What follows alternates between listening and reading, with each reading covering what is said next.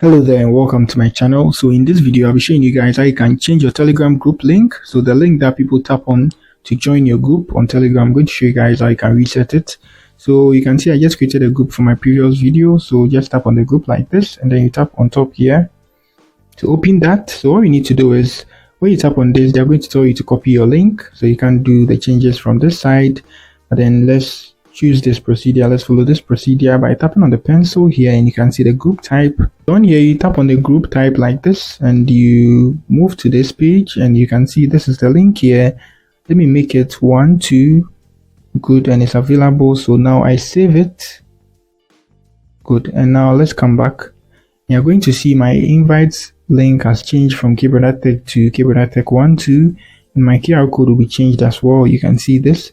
So after changing your link, you need to change your QR code as well. So your QR code, if you've printed it somewhere for people to join your group, is going to be revoked. So you need to print it once again and then paste it there, and then you follow this new link for people to join your group. So that's it on how you can change your Telegram group link. If you are new here, try to give me a like and also subscribe to my channel. Peace.